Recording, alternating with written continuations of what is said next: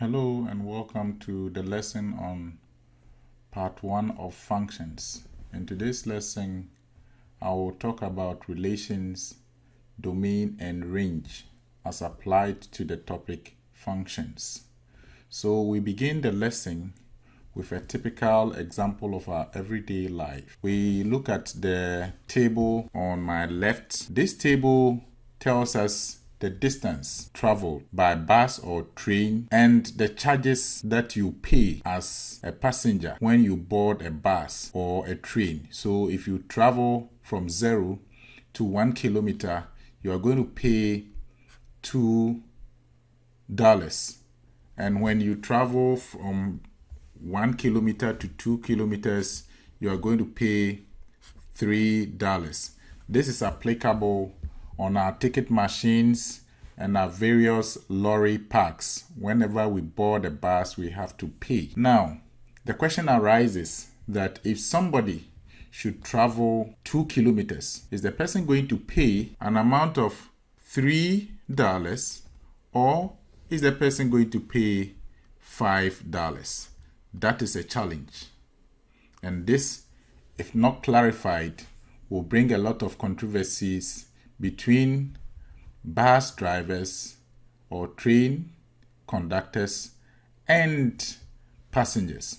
So this is where mathematics come in to clarify so that we have a finite definition, so that if somebody boards a bus or a train, the person knows directly that if I board a train from point A to say point B and it is 2 kilometers, then it should be well defined for the person to know that I have to pay X amount of money. So now we'll want to use the definition given by mathematics or mathematical definition to clarify or to take away that ambiguity, what a person should pay.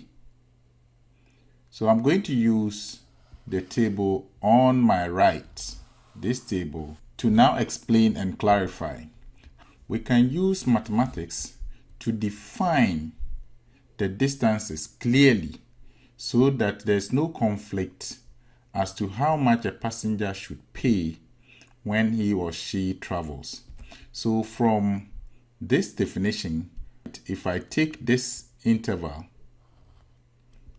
we define the interval from 2 and 3 kilometers inclusive. Therefore, if a passenger travels between 2 and 3 kilometers inclusive, then the passenger will pay an amount of $5. If a passenger travels between 3 and 6 kilometers, the passenger will pay an amount of $7. So should you travel 3.5 kilometers, then once it is greater than 3 and less than 6 kilometers, you pay $7. If you should travel a distance of 5 kilometers, then you are within this range and you pay an amount of $10. This is how mathematics helps to clarify issues and solve problems in our daily life. So as an example, if somebody should travel 12 kilometers, the person is going to be in this range and would pay an amount of $12. Looking at the two tables, we see the elegance of mathematics. Both tables contain the same pair of data: distance traveled by bus or train and the charge. So we have distance and the charge that a passenger has to pay for boarding the train or the bus. Now, on this table on the right, there is no confusion in the definition on the table Concerning the first question I asked, if a passenger wanted to travel a distance of 2 kilometers, how much the person was supposed to pay, either $3 or $5. On the left table, we could not decide, but on the right table, we can clearly see how much the person would pay. With the mathematical definition, we see a clear relation between the distance traveled and the charge one has to pay. Now let me introduce another set of example, and I'm going to consider weights of children and their age.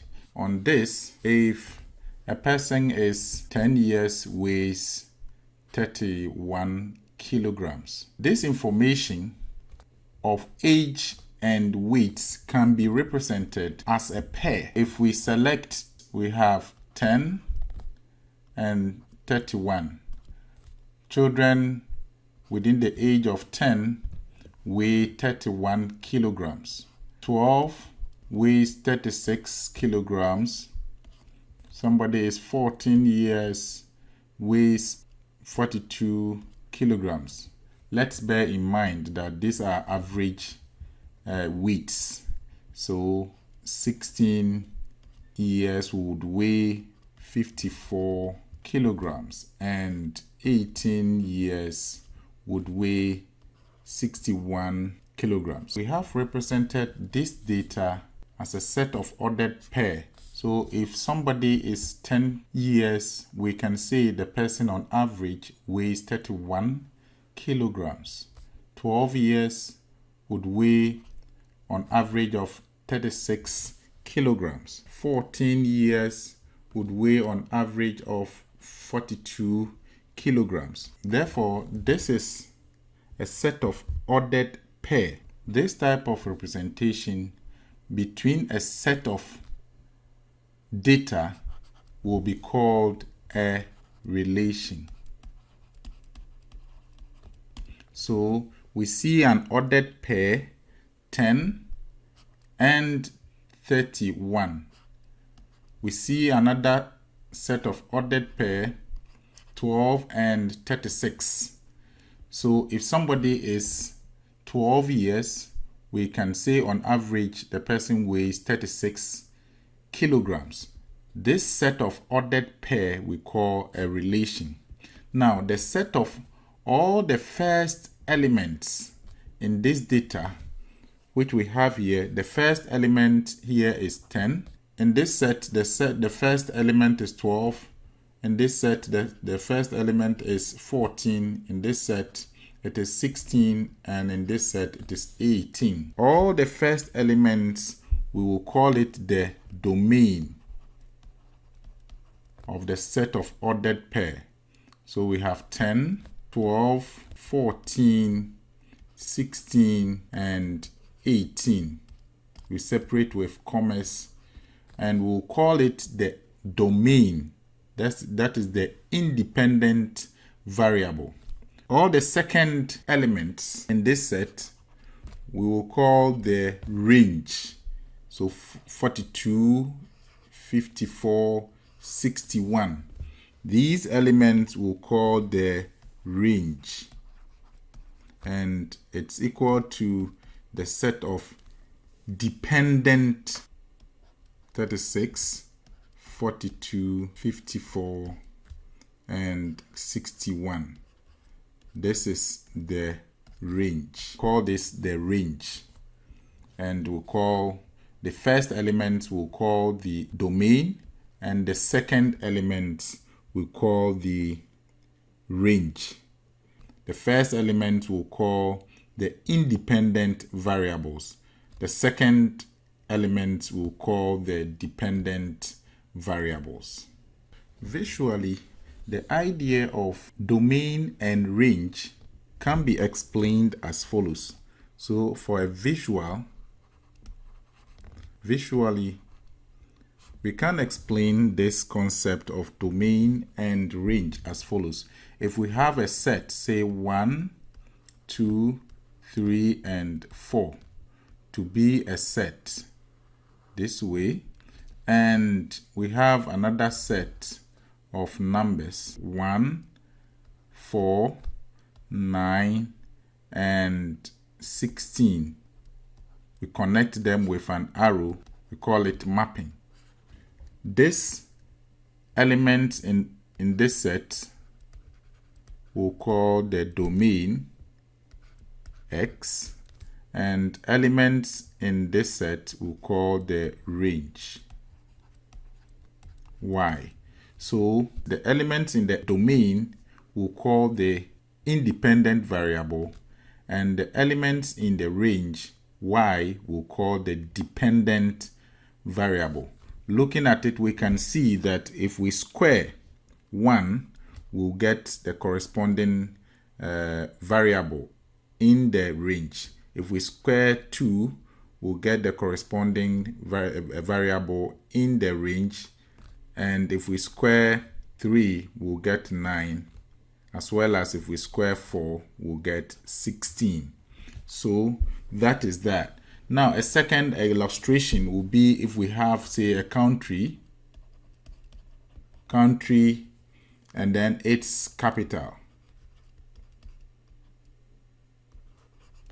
We can have a country, say, Ghana, Germany, China, and this can be mapped to their capitals. Ghana, the capital is Accra. Germany, the capital is Berlin.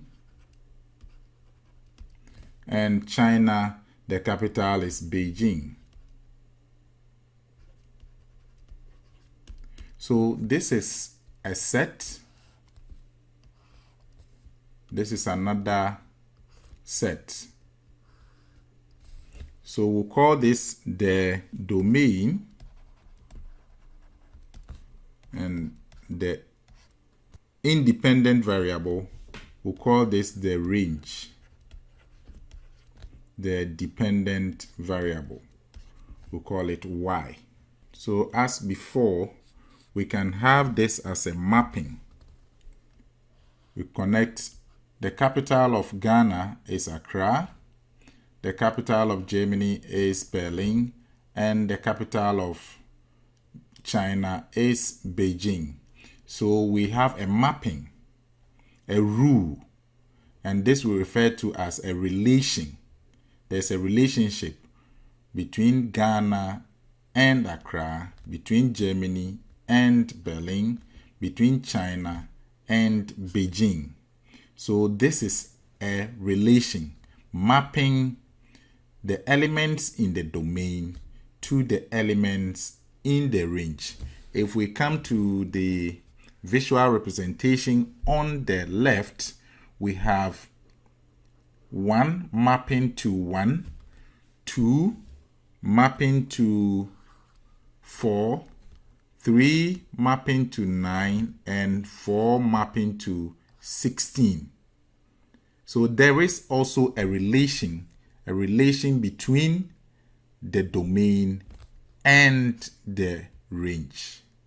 Now, a third visual representation is to plot, say, the points here on a graph. So if we have this, we can see that this is, we have 1, 2, 3, 4, 5.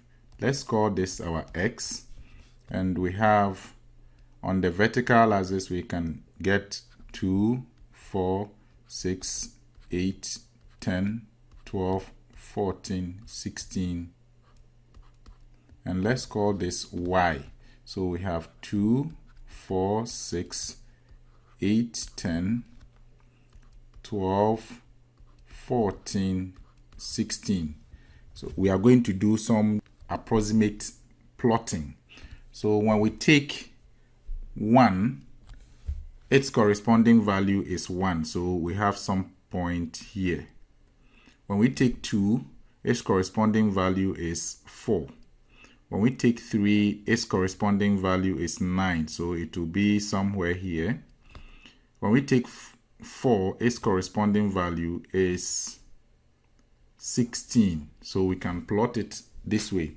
Now, looking at this set, we cannot join these points with a line because we have 1, 2, 3, 4, and that maps to 1, 4, 9, and 16. We can only pick values from 1 to 4. We cannot pick 2.5. 2.5 is not part of the domain. 2.5 is not part of the domain, and therefore we cannot join these 2 points to say we are plotting with a straight line. And this is one of the things that we must be careful when plotting points of this nature. Here we have the domain and the range plotted on the Cartesian plane as a graphical illustration of the concept of domain and range. We can also see that there is a relationship between these pair of data or this set of data. In summary, we can see that we have X values. We call them the domain, and this maps to Y values. We call them the range. There is a relationship that connects elements in the domain to elements in the range. And here we are saying that elements in the domain we call the independent variables, and elements in the range we call them the dependent variable. And we have a relationship that connects elements in the domain to elements in the range. So now we are familiar with what we call the domain and the range. So there is a relation that connects elements in the domain to elements in the range. Therefore, in this lesson, we have learned what we call the domain, what we call the range, and what we call a relation. In our next video, we'll talk about what we call a function. See you in our next video.